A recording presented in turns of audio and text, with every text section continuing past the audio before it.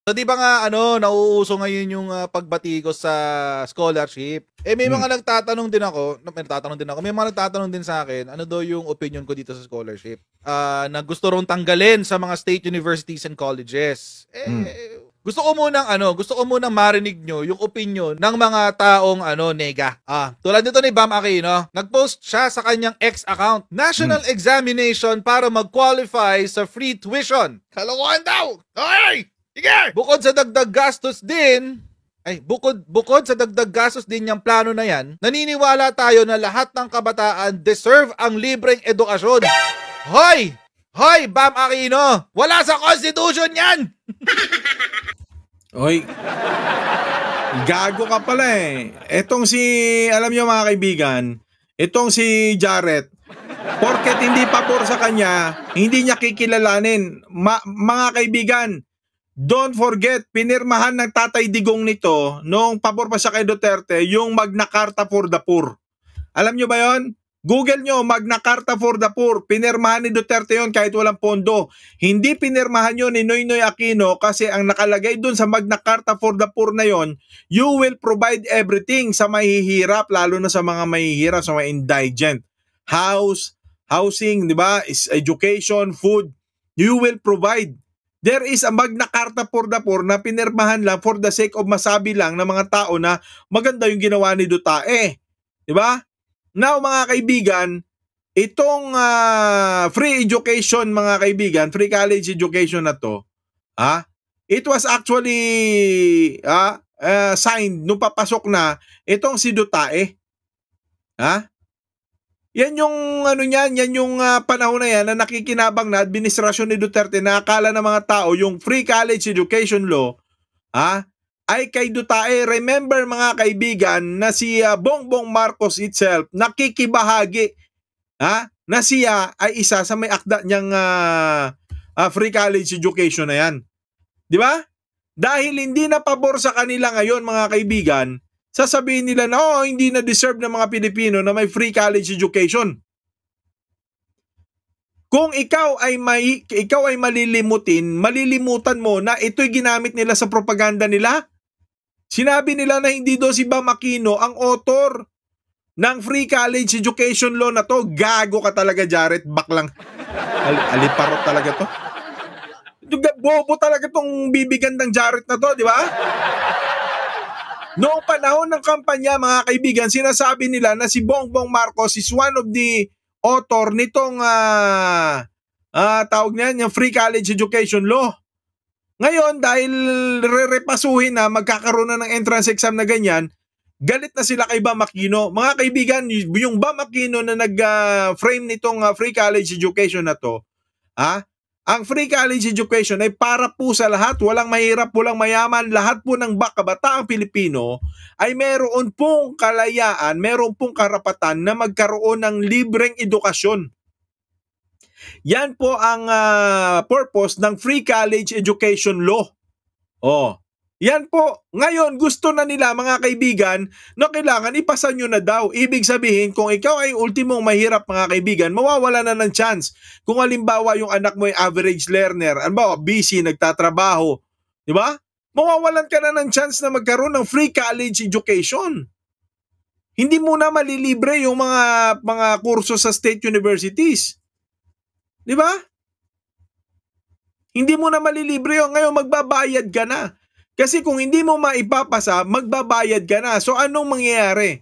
Lalo pong magkakaroon, dadami po ang kakulangan ng ating undergraduates. Kasi usually, mga kaibigan, kaya ka mag-aaral para ka matututo, di ba? Ngayon, yung entrance exam does not really determine kung ikaw bang bata ka ay mag-e-excel sa field na iyong papasukin. Di ba? Usually kasi mga kaibigan, sa state universities, they giving the entrance examination. So what the heck mga kaibigan, na para ma-afford mo yung free college education na benefit ng mula sa gobyerno, kailangan mo mag-take ulit na sinasabing di ba? Sa sinasabing tawag nito benefit mula sa gobyerno. Kapag naipasa mo na dapat ang entrance exam sa school, hindi mo na kailangan sa batas na yon. Kasi antimano yung school mismo magsasabi, mo to kurso, maghanap ka ng ibang i-examine. Di ba? So ngayon, ang gusto nila, bago ka makakuha ng pondo sa gobyerno, bago mapondohan ang pag-aaral mo, mag-e-exam ka pa sa kanila. Ganyan kalupit, mga kaibigan. Itong mga bobong nasa gobyerno ngayon, palibhasa mga kaibigan, wala nang pera ang gobyerno kasi napupunta na lagi doon sa kanilang Intel Fund. Yun ang kalokohan, bobo na Coach Jared. Ang sinabi lang sa Constitution, access to education. Hindi sinabi sa Constitution na free education. Gago talaga, di ba? Batas nga ginawa na ng batas di ba? Alalahanin nyo mga kaibigan na isa nga sa pinropaganda nito ni Bongbong Marcos na siya daw ang nag-frame yan. Alalahanin nyo ng eleksyon, di ba? Kumakalat yan na si Bongbong Marcos daw ang nung kampo nila. Sinasabi na, BBM kasi free. Di ba? Si Duterte, Magna Carta for the poor. Di ba? Anong access to education kayong mga kabataan gusto nyo mag-aral? Ha? Ngayon, anong gusto nyo? Tatanggalin yung mapapahirapan kayo makapag-avail ng scholarship? O gusto nyo tong existing na batas na ipinasa nila Bam Aquino na kung ikaw ay Pilipino, dapat may kalayaan ka, may karapatan ka na ponduhan ang iyong pag-aaral basta nasa state university ka. Basta nasa state university ka, may pera ka sa wala o may kaya sa wala. Kasi kung sobrang yaman mo, hindi ka mag-a-avail ng hindi ka mag-a-avail ng free college education. Kung sobrang yaman ng parents mo, yayamanin kayo, hindi mo i-avail yan kasi ang i-avail mo, babayaran ng parents mo yung Ateneo, yung De La Salle, ganon. Pero ito mga kaibigan, kapag mahirap ka, you will have the chance na pumunta sa mga state university, Batangas State University, Mindanao State University, University of the Philippines, libre. Ngayon, isipin nyo, pinapahirapan kayo. Yan ba yung tipo ng Marcos? Yun ba yung tipo ng Duterte na binoto nyo? Ngayon, yung kanilang propagandista, tinitira ito? Sige. My goodness. Lahat libre? Ba't pa naging senador to? Yun ang dahilan kung bakit. Ba't naging mga kaibigan, di ba? Halos lahat nga noon, ilibre nila ako. Kung kulang na nga lang, sabihin nila, libre yung windmill Kung may windmill, libre kuryente, kulang na lang sabihin. Di ba, sino ba nagpauso ng libre mga kaibigan na propaganda? Di ba, yung kanilang tinatawag na Nutriban, libre daw yun mga kaibigan. Di ba, nung eleksyon, mabuti pa panahon ni Marcos, libre Nutriban. Ngayon, may Nutriban bang libre? Di ba, libre binhi, pinamimigay mga binhi. Ngayon, ano nangyari? Nauto, di ba? Nagpauto itong karamihan ng NOYP. Natin ipinaglaban ang batas para sa libreng koleyo. Ay, Sharon, ay paglaban. Bijo! Joyce, kalokohan yan, honestly Kasi sino ba yung nangangailangan talaga ng tulong? Yung gusto natin tulungan dito, yung mga kabataan na nagpupursigin makapagtapos, kahit hindi ganun kataas yung grado nila. Senator Bam, meron pong proposal si Secretary Ben na magkaroon din daw po ng national examination to qualify for college subsidy. Kumbaga parang dating sa akin, hiwalay pa to sa entrance exam siguro nung SUC na papasukan nila. So ano pong tingin po ninyo doon? Joyce, kalokohan yan, honestly Kasi sino ba yung nangangailangan talaga ng tulong? Yung gusto natin tulungan dito, yung mga kabataan na nagpupursigin makapagtapos, kahit hindi ganun kataas yung grado nila. Kasi yung matataas yung grado, makakakuha yan ng scholarship. Most likely, yan ang unang-unang kukunin ng mga kumpanya kasi mataas yung grado nila. Pero yung karamihan ng mga kabataan, hindi naman sila aabot sa pinakamatataas na grado. Ang mga SUCs, meron na silang entrance exam. Sapat na yon na maka-enroll. Pag nakapasa ka doon, dapat meron ka ng tulong mula sa gobyerno na nakalagay sa batas na yan. No? Kung ilimutan natin yan sa mga matatalino lang o mataas lang yung grado, napakaraming kabataan yung talagang nangangailangan ng tulong, talagang nangangailangan ng degree para makakuha ng mas magandang trabaho, para makakuha ng mas magandang sahod at makalampas sa kahirapan. Yun yung baka mawala kung bigyan natin ng national examination. And we know rin, Joyce and Johnson, na dahil sa pandemya, ang baba rin ng antas ng edukasyon natin, natamaan talaga tayo. Para sa akin, maganda na po yung batas na yan. Unanimous yung pagboto po dyan. Sa pagkakaalala ko, wala namang tumutol na congressman o senador, pinirmahan ng presidente noong nakarang administrasyon, pinagpugay bilang isa sa landmark law na napakahalagang tulong sa napakaraming pamilyang Pilipino. Bakit natin babaguhin ang isang batas na napakaganda? Now, Kung yung problema talaga ay pondo, ang budget ay priority. May pera yan kung gusto mong pondohan ng isang bagay. Walang pera kung ayaw mong pondohan ng isang bagay. And siguro naman, we can all agree, kung edukasyon ang pinag-uusapan, dapat priority yan. Dapat binibigyan talaga ng pondo ahead of other expenses ng ating gobyerno. Oo. Ang pinag Oh, kita nyo mga kaibigan, tong si Baklang Jared ha. Gago talaga tong bakla na, tong baklita na to. Alam mo, bibigyan ng Jared, ang bobo-bobo mo talaga. Pinirmahan po ito sa panahon ni Duterte, mga kaibigan. Di ba ito yung sinasabi ko sa inyo? Naalala ko na noong ito ay tumatakbo si Bongbong Marcos, sinasabi nila na si Bongbong Marcos, di ba sa pamimake news nila, ng mga hanay nito, na si Bongbong Marcos daw ang isa sa author nitong free college education na to. Di ba? Eh yung batas mismo mga kaibigan na ginawa, si Bam Aquino ang halos gumalaw nito mga kaibigan. Nagtisi si Bam Aquino dyan, kaya nga in-interview siya. Ha? Kasi ginawa niya yung batas para po magkaroon ng laban itong mga kabataang Pilipino na wala pong kakayanan na mapag-aral ng kanilang mga magulang. Di ba? Kaya nga po nagiging mababa ang kalidad ng kanilang edukasyon mga kaibigan kasi po dala po ng kanilang pangangailangan bilang mga mahihirap. Can you just imagine? You cannot really expect na maging mataas ang grado o mataas ang score sa exam ng isang bata kung ang kanyang pamilya mga kaibigan ay kailangan niya pang magkargador sa palengke. Eh napakaganda nung batas, sinasabi nung batas na walang maiiwan na Pilipino dito. Walang maiiwan. Lahat po ng mga kabataang Pilipino, mga kaibigan, ay maisasama, magkakaroon ng oportunidad na matulungan nitong batas na ito upang makapagtapos ng pag-aaral. Yun ang sinasabi ni Bam Aquino at napakaganda po ng batas na to na wala pong tumutol. At ito po ay naisa pa sa panahon po ni Duterte. 'Di ba?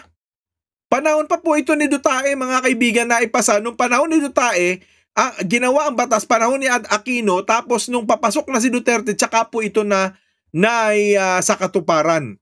'Di ba? Ginamit po nila itong propaganda. Ginamit po nila itong propaganda na pabor sa kanila. Dahil nung pabor sa kanila mga kaibigan, ang masama mga kaibigan, Aquino. Ngayon, sinasabi ni Bam na bakit nyo naman babaguhin? Gumana naman yan noong panahon ni Duterte. Di ba? Tuwan-tuwa. O nasaan na ngayon yung mga pondo niyan? Bakit hindi nyo na mapondohan? Na bakit kailangan hiwalay pa yung entrance exam? Kailangan mo pang ipasa yung national exam niyan para makakuha ka ng ayuda sa gobyerno. Ganun na ba katindi yung ika nga mga kaibigan? Ha? Ganun na ba katindi yung pagkaubos ng pondo natin na pati itong mga programa para makatulong po sa mga mahihirap na mga Pilipino para makapagtapos ng pag-aaral ay kailangan pong mapakialaman. Di ba? Edukasyon po, sinusulong ng lahat ng mga politiko kabilang itong Marcos Duterte na ito, sinusulong nila sa eleksyon na hindi, kailangan unahin natin itong mga kinabukasan ng mga kabataan. Di ba? Kung sila magsalita sa mga kampanya nila, importante ang lalaanan natin ng pondo, ng pansin, itong edukasyon. Ganyan po sila magsalita. Di po ba? Pero ngayon mga kaibigan, itong kanilang mga ugok na bugok na mga katarantaduang mga bayot na mga hayop na to. Gago talaga tong bayot na. Itong si demonyetang Jared na to. Di ba? Itong demonyetang Jared na to, tutusin mo, ano ba naitulong nitong si Jared na to sa lipunan natin? Ha? Ngayon, sisiraan niya itong si Bam. Sisiraan niya. Para magalit na naman ang tao. Diba? Sisiraan niya para magalit ang tao. Ngayon, itong tao, maghihimutok na naman, mali na naman ang tututukan nila ng baril, mali na naman ang kakalabanin nila. Diba? Kung may utak ang ordinaryong tao, alam na alam nyo kung sino ngayon ang kontrabida dito sa kwento na to. Diba? Itong si Bam Aquino, simple lang ang gusto niya. Lahat ng estudyante, mapamababa o mapamataas ang grado sa exam, ay mabibigyan kayo ng oportunidad na makakuha ng pre-college education assistance. Ibig sabihin yan, babayaran po ng gobyerno ang inyong pag-aaral. Ngayon, kung kailangan nyo pang ipasa itong national exam, maliban dun sa entrance exam ng mga university, state university, kung kailangan nyo pang ipasa yon at kayo bumagsak doon sa national exam na yon, na pumasa naman kayo sa state university, mga kaibigan, hindi kayo makakuha ng libreng edukasyon. Can you just imagine? Doon sa State University, pumunta ka halimbawa ng UP, pumunta ka halimbawa ng Mindanao State University, kukuha ka ng kurso halimbawa ng pagsasaka, farming, kukuha ka halimbawa ng kurso ng halimbawa commerce, kung may ino-offer doon. Halimbawa ay IT, Kasi mga kaibigan, napaka-importante na dapat hindi ka nabigyan ng national entrance exam. Kasi kung sa State University bumagsak ka, halimbawa gusto mo ekonomista ka sa UP, hindi ka pumasa, pwede kang kumuha ng ibang entrance exam. Pag sinabi ko, hindi, pang agriculture lang yung kakayahan mo, yun lang ang naipasa mo, pwede kang mag-aral. Pero dito mga kaibigan, halimbawa, pumasa ka halimbawa, hindi ka bumagsak ka halimbawa sa sa national entrance exam, hindi ka na makakakuha ng kurso sa UP kahit ano pang gustuhin mong kurso, mapamababa o mapamataas na kurso, hindi na babayaran ng gobyerno ang tuition fee mo. Yun ang ibig sabihin nun. So ngayon, kanino kayo papabor? Dito sa ugok na nagkokomentaryo na to o doon mismo sa nagtatanggol sa naturang batas?